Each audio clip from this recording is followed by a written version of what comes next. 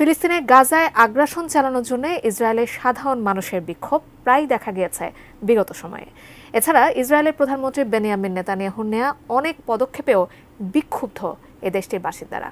ফলে সম্প্রতি দেশজুড়ে নেতানিয়াহু প্রশাসনে একটি জরিপ চালানো হয়েছে, যেখানে উঠে আসে ইসরায়েলের অধিকাংশ জনসংখ্যাই নেতানিয়াহুর পদত্যাগ চান।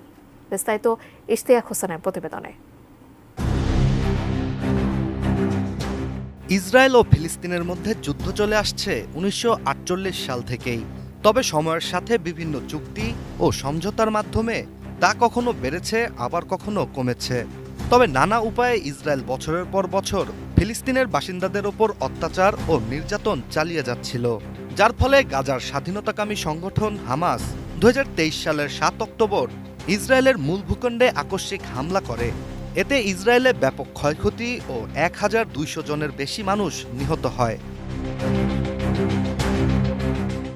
এরপরই ইসরায়েল গাজায় সম্পূর্ণ শক্তি নিয়ে আগ্রাসন চালায়। ইসরায়েলের উদ্দেশ্য হামাসকে নিশ্চিহ্ন করে গাজাকে সম্পূর্ণ দখল করা।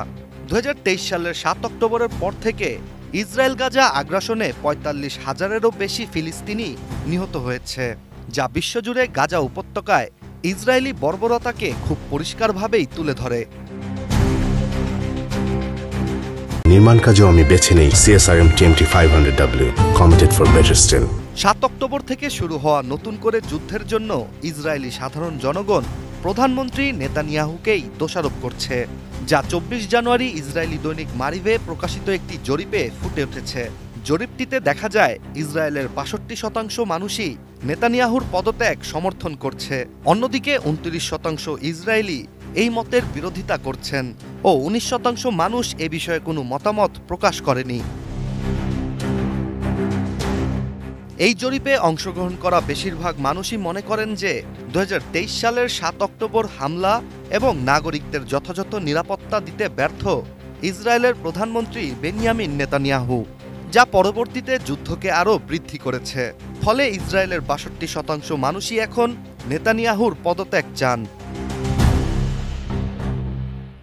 এদিকে ইসরায়েল ও হামাসের মধ্যে নতুন করে একটি যুদ্ধবিরতি চুক্তি হয়েছে, ফলে গাজার উদ্দেশ্যে আবারও ফিলিস্তিনের বাসিন্দারা ফিরতে শুরু করেছেন।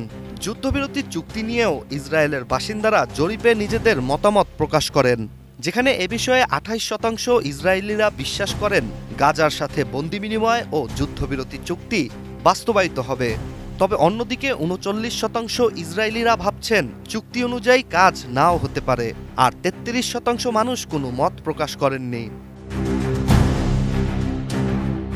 গাজা ইস্যু ছাড়াও আয়োজিত জরিপটিতে ইসরায়েলের নির্বাচন নিয়েও তথ্য সংগ্রহ করা হয়, যেখানে উঠে আসে নতুন করে এখনই ইসরায়েলের নির্বাচন অনুষ্ঠিত হলে নেতানিয়াহুর বিরোধী দল জনসাধারণের সমর্থনে অবশ্যই জয়ী হবে।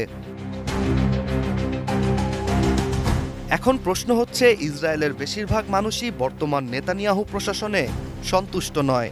তাহলে কি বাংলাদেশ, শ্রীলঙ্কা ও সিরিয়ার মতো ইসরায়েলেও নতুন করে একটি গণ-অভ্যুত্থানের দেখা পাওয়া যাবে? Ishtiaq Hossain, ATN news.